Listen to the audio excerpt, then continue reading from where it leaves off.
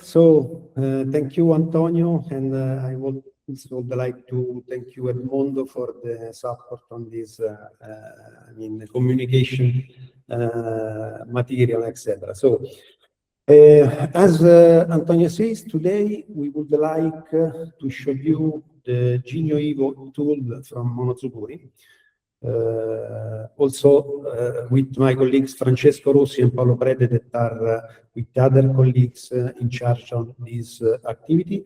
But you know, Antonio, I'm a sales, so also in order to drive this presentation and to go to show what we are doing for the HERMES project, I would like to give a quick, very fast introduction to Monozukuri. So we are a small Italian company based in Rome that has two main divisions. The first one is, let's say, on microelectronics with the GENIO EVO tool that works on ADA solutions. And the other one, that maybe the one that you know, is the ITA solutions, that is the microelectronic side of the company, where we develop system at board level and connected. So very quickly, the company has started in 2015, thanks to Anna Fontanelli, our CEO and founder, that is connected with us, and maybe later can say some words also about this. Then the company started with some years of R&D, also thanks to funded schemes. So the ITA Technologies started to develop the GENIO, the first release of the tool. And in 2019, we had the introduction of the solution division and the first product named GENIO.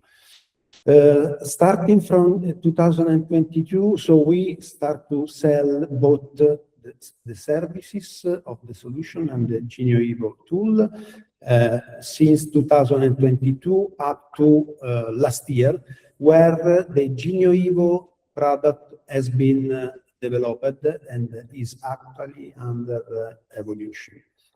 So just really a quick some words about what we do on the solution. So we, as I said, we work on board level, on system level, for sure, with FPGA, DSP, ASICs, etc., etc. We are able to develop entire systems with sensorized boards that can be controlled from remote, also with a small mechanical and mechatronic system. Just to say, with I don't know if you can see this board, the one that is on the screen. Just to say, to show to you that this is a multi-sensorized board with different sensors connected, and also with a gigahertz antenna located directly on the PCB. And maybe in 3.5, Antonio, we could have something about HERMES on the board like this. So we for sure are able to develop the whole software from firmware, drivers, etc., with or without operating system, to command and control system to manage the boards, the sensors, the actuators, etc., etc. Here are some application sectors, and we work mainly on biomedical, aerospace and defense, and automotive. So, for example, this board has different applications on at least 3 of these sectors. And we also, as you know, makes ET and EU funded project. Just as a screenshot, and just to say that we are just terminating the Nimble AI European project, where we develop a neuromorphic sensing ultra-efficient AI on edge. This is a project led by ITA Technologies, so with the GENIO EVO tool that you will see in a while. Then we have another Italian funded project led by MZITA Solution to build a distributed sensor-guided system. Here we are also presented a patent, and we are waiting for the feedback. Then you know HERMES that hopefully will put together the two divisions of Monozukuri. I had the TBD just because we have to see how it will proceed in the next weeks and months. And then we will start in Q4 the Eureka project, where both divisions work together to do some SAPs and the whole entire test, validation, and verification hardware software environment. So to conclude this introduction, let's say that our strength is to put together the micro and microelectronics. So if we would like to see in just one picture what we do in what I'd say about microelectronics and microelectronics, our proposal is to support projects, customers, and devices, putting together the two divisions, so giving know-how about at the SIP level and board system level. For sake of clarity, at the moment, we are able to cover the whole part of the macro solution, and we are in the evolution phase of the company. We are improving this part, and this is this presentation and the HERMES project would be really an opportunity to maybe I think customize and to add functionalities to the tool that we will see right now. So that's my introduction. I kindly ask Francesco and Paolo to keep the floor in order to start with a quick presentation about the tool, and then also with a light demo, let's say. They will show some application that we are dealing with the tool in order to give you the opportunity to understand what the tool can actually do and what maybe the tool could be done for the HERMES project.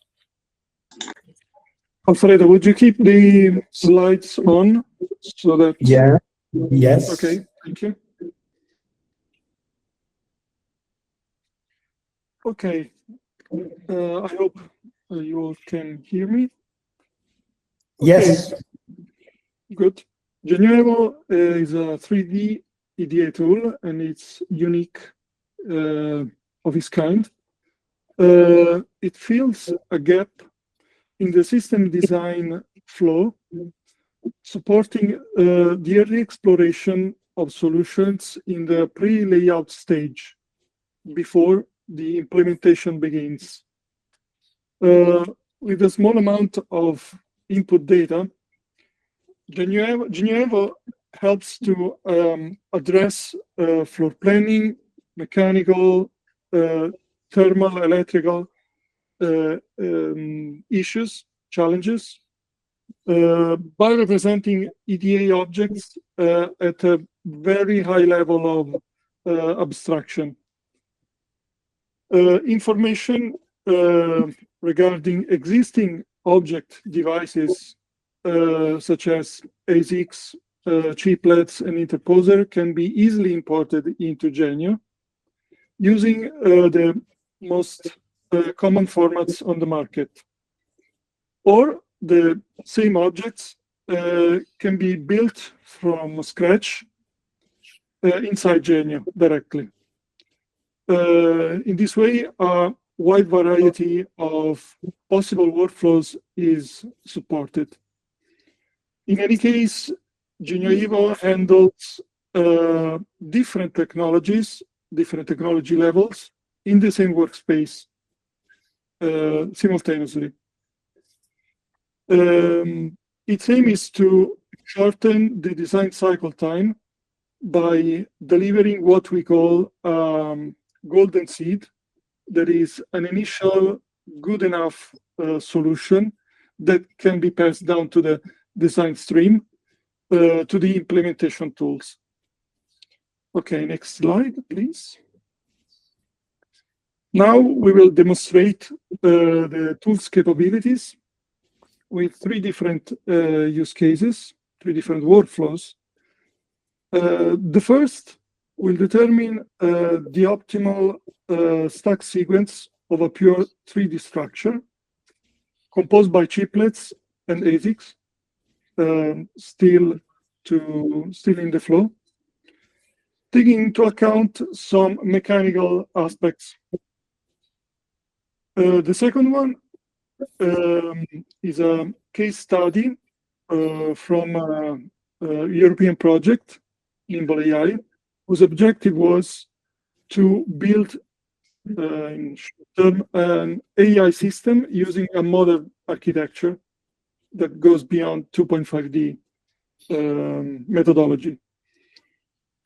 We will show in this case how to explore different architectural configurations and to compare them. The third one is a trial and error scenario in which the thermal estimation will be used to drive the floor planning. Okay, now I will share my screen to show you. Francesco, are you sharing? Thank you. Okay.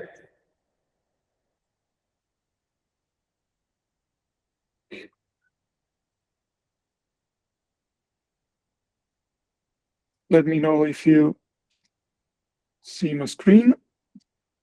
Yes, Francesco. Very good. Yeah. Okay. The first use case is made by a stack of several chiplets and ASICs. And I will demonstrate how GENIO can help to reorder this stack, considering some mechanical issues, if any, and then to go deep into chosen configuration and optimize the interconnect. This is the interface, is split in several windows. Let's say each one of them shows homogeneous information about, most of them, about the current cell, the current system you are looking at. This is the working session. In the work session, we have already imported the necessary dataset. Here is the list of the format GENIO EVO handles. As you can see, they are the most used. Along with these formats, we can also build parsers for custom formats very easily, because GENIO EVO is built upon the plugin concept.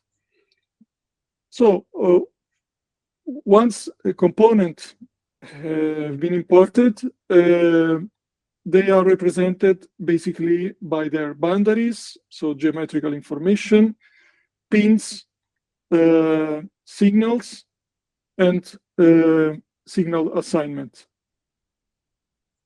Each one of them has a specific configuration, of course. Then we can put all of them together just by dragging and dropping items into the 2D view.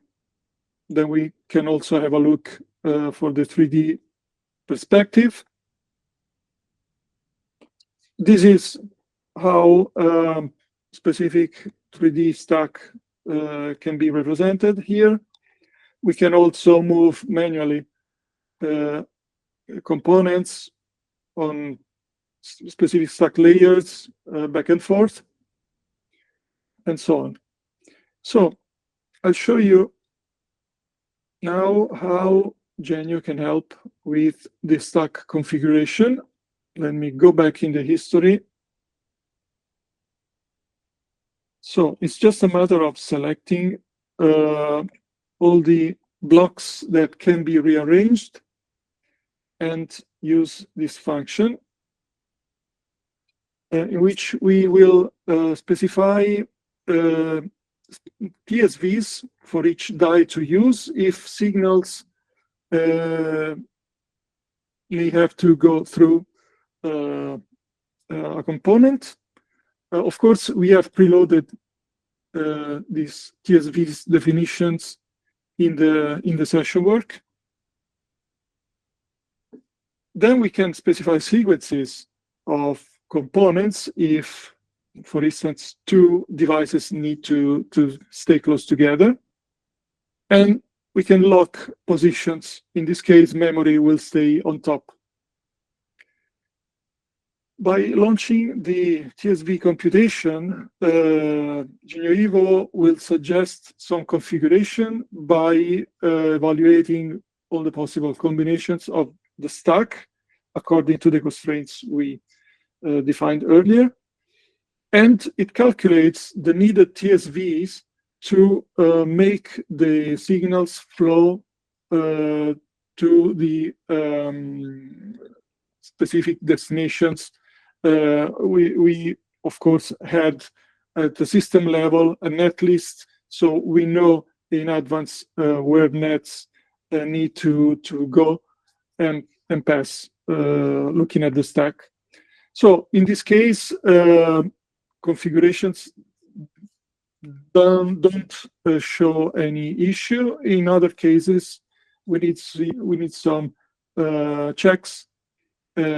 In this case, we have a sort of mechanical related issue for which die cannot stay on top of another because it's too large.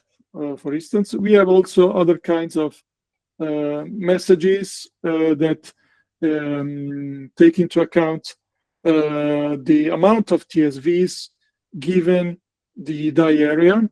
If it goes, if all the TSVs will occupy more than a percentage of the available area, an issue is raised. Let's say that the designer at this point can choose the most promising configuration and ask GENIO EVO to build each one of them to have then a look and decide which to choose or what to do next.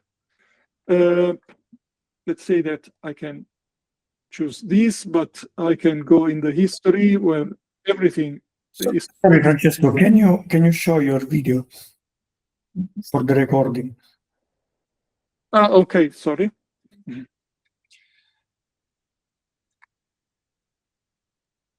Okay. Okay, perfect. I was saying that I can go into the history where every change to the model is tracked, and I can have a quick look to each configuration GENIO EVO has built with a stack planning optimization feature. As you can see, visually, the stack order changes as well as the tiers sequence. Then the user can optimize the signals and then compare different configurations and choose one of them according to some criteria that can consider, for example, the total length of the routing, the average, the number of TSVs used. It depends on the application, of course. GENIO EVO doesn't work with actual routing. We are not at that stage yet in the design flow. It works with an approximation, a good approximation, that is called virtual routing. Basically, I can show you something.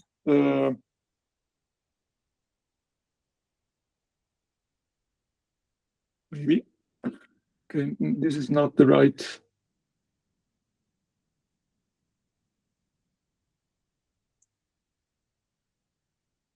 Moment in time. Okay. Okay, you can see here signals that goes down from the die 1 to the package. This is the package substrate representation. Each blue line you see is a virtual route that is a logical representation for a connection that goes pin to pin directly without considering the metal layers, tracks, and so on. Of course, this is a golden seed, this is an initial starting point to pass to implementation tools down the road. And it gives, along with the optimization, because this is the result of an optimization, the best possible assignment of signals, considering the overall system wire length, virtual routing length, let's say. As you can see, signals are finely connected. There are not crossings. Of course, this is a simple case, okay? We can handle hundreds, thousands of signals altogether along the stack, not step by step, like most of the EDA tools do. This is an example of what I just said. We have two levels of connectivity. So die 2 signals passing through die 1. And I don't know if you can see here in red, this portion of the routing is red, is not distinguishable because the color is quite the same. I'll try to, okay. This red part is TSV, is a TSV. So the signal is passing through several components using TSVs, the ones that GENIO EVO warned about earlier. So at this point, we have boundaries for each component. We have signal assignment. The next step could be to export one cell, let's say, with the signal assignment as DF files and go to place and route tools, for example. This is one of the many possible flows that GENIO EVO can help with. I will go quickly to the second use case. Do you have questions? Francesco, it's better to leave all the questions to the end because they're a little bit late. So it's better to conclude and then we will have a question. Thank you. Good. This is the study case for the European project Nimble AI. In here we have 6 or 7 components for which we have to study feasible floor planning. GENIO EVO can handle different configurations and is the exploration of several floor plannings and helps the designer to decide which to choose with a comparison that can be run at the end. We analyzed 3D configurations. For example, we have this one. the system is quite big. We have 50,000 pins, 2,000 signals. It's, let's say, a medium size case that GENIO can handle. Components here are all of the same size because we didn't have specific boundaries, so everything was as big as the sensor that presumably was the biggest device of all. This is the stack sequence that is chosen for this specific configuration. Once we decided this positioning, guided by the net flows, basically we run some optimizations with different criteria depending on signal assignment closeness, depending on the importance of signals, etc. And this is the result. I can show you all together, of course, but it's quite crowded. It's a quite crowded view. So this is, as you can see, we have here different levels, different tire layers through which the nets flow. We, of course, rearranged the 3D stack to try other possible solutions, and we ran a comparison.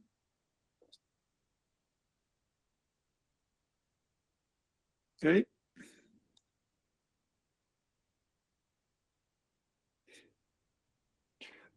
And this is the dialogue in which we can compare values about the interconnect and decide which configuration is better. We also run 2.5D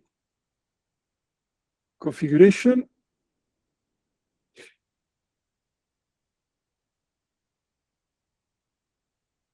This is the device positioning, floor planning. What you see at the bottom is an interposer.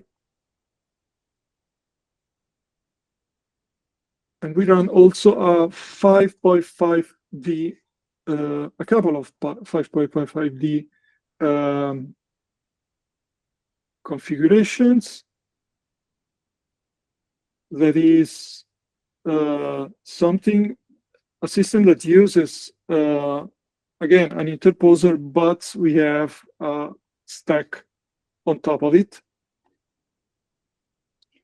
Also, in this case, we had some signal assignment optimization to run. And then we compared the most promising one from each architecture.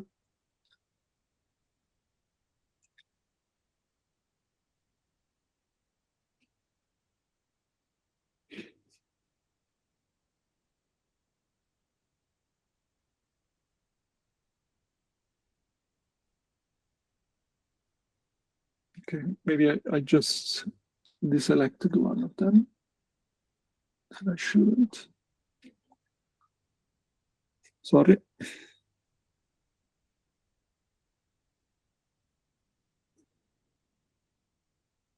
Okay, and this is how GENIO EVO supports the build of system in an early stage and helps the designer by supporting him with this kind of interface and comparison.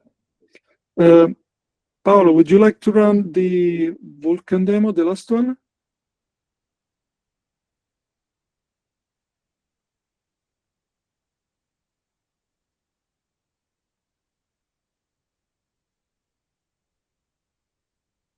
No? Okay.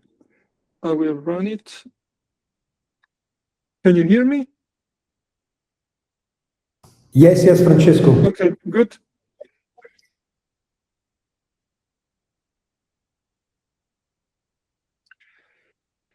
Okay, this is the demonstration for the thermal estimation.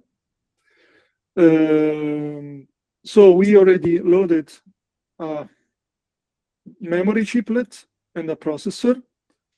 We specified some thermal related information.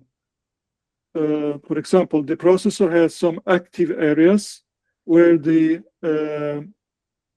electrical power will be dissipated. I can show you some data here. So each one of these rectangle is an item here in this table, and we have power density, and we have the boundaries, of course. Also, for each pin placed into the device, we have some thermal properties to set, such as the thermal conductivity and the thickness inside the manufacturing layer. Again, for each manufacturing layer, we need to, sorry, not these layers, these ones. We have to specify again the thermal conductivity and the thickness. According to this very small subset, we can run a thermal estimation, but I need to build the system cell first.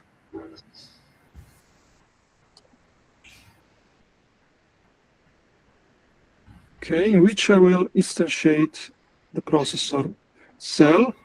I can run also the thermal estimation right away, just to show you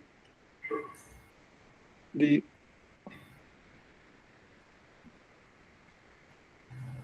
results, just considering the processor alone.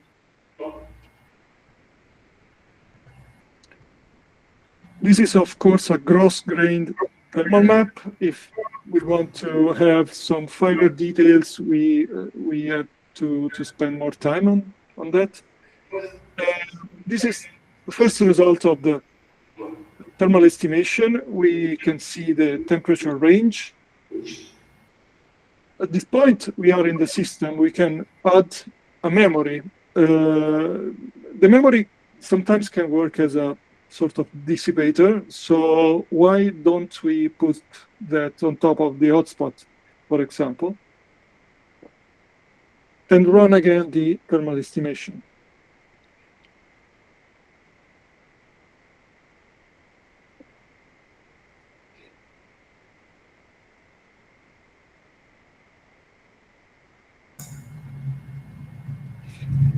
Okay, so the temperature increased because we have another component, of course, in the system. Now we can move the memory around to find the best thermal behavior for this system. We can do that just moving it and try different positions, and every time run the thermal estimation to see if the move sorted the effect we wanted.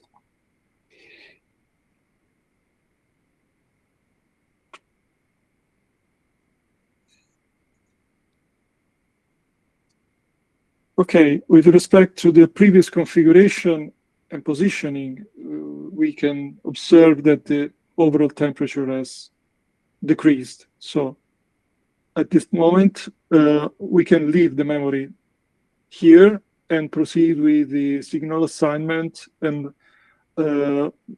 everything that is needed for the specific design flow. Okay, I think that's all. Open to questions. Thank you, Francesco. Thank you, Paolo. Sorry, just Francesco, just an information that we maybe can share.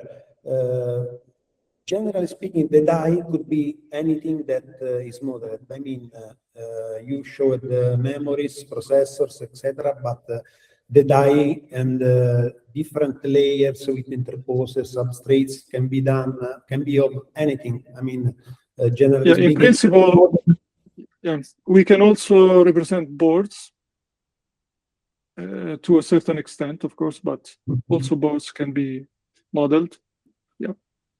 So if you have a model, we can put together different components. I mean, this is the reason why we are talking about the possibility to involve HERMES. No? So if you have some substrates or graphene with dimension, thickness, characteristic inside the board, let's say SIP, the SIP, and to do what Francesco showed. I mean, moving, trying different connection, trying the thermal behavior, etc., etc. So this is something that can be done not only at die level, but also at component level.